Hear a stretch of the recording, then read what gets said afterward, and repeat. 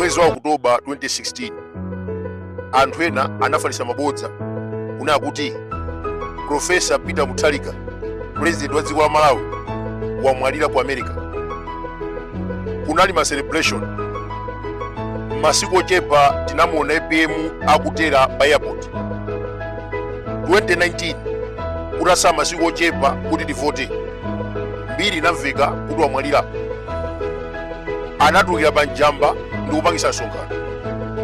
Mwezi wa Juni 2025 Malawi Congress Party, chipani cholamula nthawi imeneyo, chinafalisa mbiri kunena kuti APM akudwala. Mike Jesse Kabwira amachita kunena pa press conference akuti TPP bisani matenda mali utidzamva.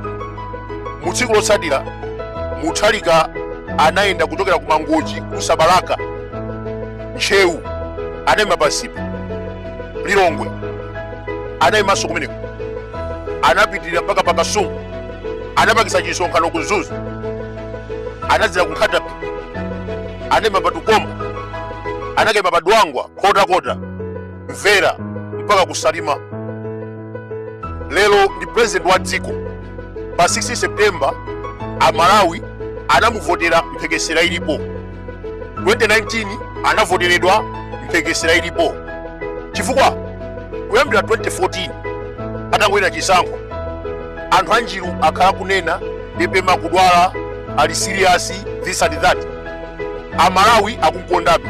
2019 anamvotera, 2025 pa 16 September amuvoteranso. Lero ndi president wa dziko tikumva kumapeto kwa Epulo kuthamangira Meyi. Anthu ena anafalisa nkhani akuti APM ali kuchipatala mdziko wa South Africa, wadwalika kwambiri. Masiku ochepa tamuona kusanjika waenda yekha kupita kutcholo kwa Goliath, wachoka kumeneko waenda pa galimoto kuchoka ku Blantyre mpaka ku Lilongwe. Peter Mutharika ndi munthu champhamvu, ndipo akamayenda nafesa amatiposa nthawi zina tikamayenda amatitawa bwana speed yachuluka chepetsani, akuyenda pansi. Tsono ngati munthu wankulu ngati iye akuyenda motero, nde wina azikanena kuti ati Peter Mutharika wakula okulira kuti mukuti munthu ndi wankulu. Tinapita kuthambani ndi kutali, sitapita ndi helicopter, tinayenda pansi. Nde mukanena kuti munthu ndi wankulu wakula chani? Kulakwa kwa munthu ameneyu ndi political tsunami kumayiko. Taona kampeni ya 2014 akuti agenda for change, vota na Chinyamata, Amalawi anakana. 2019 amati ayi APM akula tikufuna Chinyamata, Amalawi anakana. 2020 anakwiza ndi majaji tikulanda boma linawakanika. Analonjeza 4,000 anthu fetereza kunalibe, analonjeza katundu chipa kunalibe, forex, mafuta, sugar zimasowa. 16 September 2025 Amalawi anavotera APM. Kunala Chinyamata amene amachita kampeni akuti atupere muluzi wochokera ku PCA. Mwina azathu mukumudziwa, koma ifeyo atupere muluzi sitikumudziwa.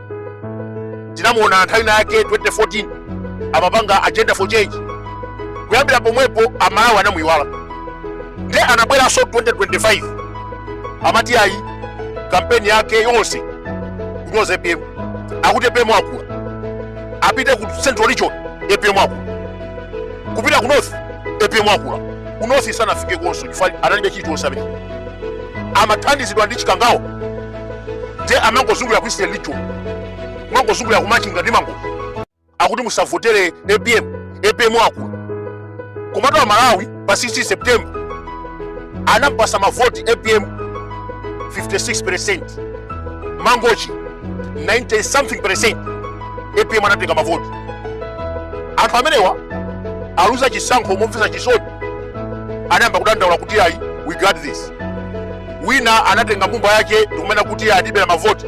Kodi watupere mavoti unapeza 0 something percent, kubera kwake anakubera motani. Lero anthu oluza mavoti pa 16 September akufalisa mabodza ndikumena kuti ayi APM akudwala, APM tikucheza naye kusanjika, APM tikuyankhula naye tsiku ndi tsiku. Nde wina akuti ayi aku South Africa. APM anakumana ndi akuluakulu a Standard Bank from there akuluakulu Old Mutual wakumananso ndi akuluakulu World Bank te wina akuna kuti yake EPM akudwala mbuye yako tafera kaye Nyamata EPM tikumuona akuyenda akucheza ndi Malawi akukonza dziko lino panali mafuta pakatipa wakonza zinthu zamba kuchita stabilize ena aja akamadya madera ya 2001 kumadya madera analephera kuchita stabilize kuti analachikulire anali wachinyamata koma akamadya zikhawo za ntchire mdzikomo ndalama ndikumamusungira atupere mtereyo akumakuza Malawi kuti akufuna kuyendesa dziko lake liti koma ise ukulota dziko lake liti abambo wako anaononga dziko lomwe makampani kugulisa lero ukatiuze kunena kuti ayi ndifuna ndiyendese dziko. That is nonsense.